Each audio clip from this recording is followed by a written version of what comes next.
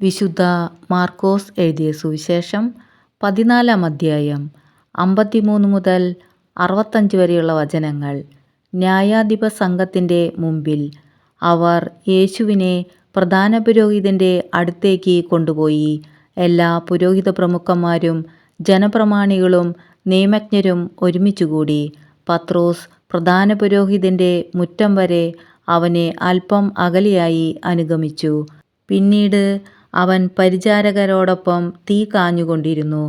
പുരോഹിത പ്രമുഖന്മാരും ന്യായാധിപ സംഘം മുഴുവനും യേശുവിനെ വധിക്കുന്നതിന് അവനെതിരെ സാക്ഷ്യം അന്വേഷിച്ചു. പക്ഷേ അവർ കണ്ടെത്തിയില്ല. പലരും അവനെതിരെ കള്ളസാക്ഷ്യം പറഞ്ഞെങ്കിലും അവ തമ്മിൽ പൊരുത്തപ്പെട്ടില്ല. ചിലർ എഴുന്നേറ്റ് അവനെതിരെ ഇപ്രകാരം കള്ളസാക്ഷ്യം പറഞ്ഞു: കൈകൊണ്ട് പണിത ഈ ദേവാലയം ഞാൻ നശിപ്പിക്കുകയും കൈകൊണ്ട് പണിയാത്ത മറ്റൊന്ന് 3 ദിവസം കൊണ്ട് നിർമ്മിക്കുകയും ചെയ്യുമെന്ന് ഇവൻ പറയുന്നത് ഞങ്ങൾ കേട്ടിട്ടുണ്ട്.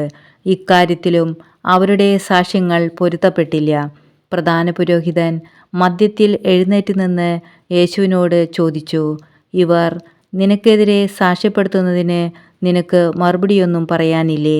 അവൻ നിശബ്ദനായിരുന്നു, മറുപടിയൊന്നും പറഞ്ഞില്ല. പ്രധാന പുരോഹിതൻ വീണ്ടും ചോദിച്ചു: നീയാണോ വാഴ്ത്തപ്പെട്ടവൻ്റെ പുത്രനായ ക്രിസ്തു? യേശു പറഞ്ഞു: ഞാൻ തന്നെ.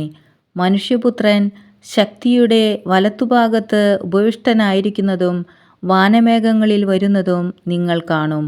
അപ്പോൾ പ്രധാന പുരോഹിതൻ വസ്ത്രം വലിച്ചു കീറിക്കൊണ്ട് പറഞ്ഞു: ഇനി സാക്ഷികളെ കൊണ്ട് നമുക്ക് എന്താവശ്യം?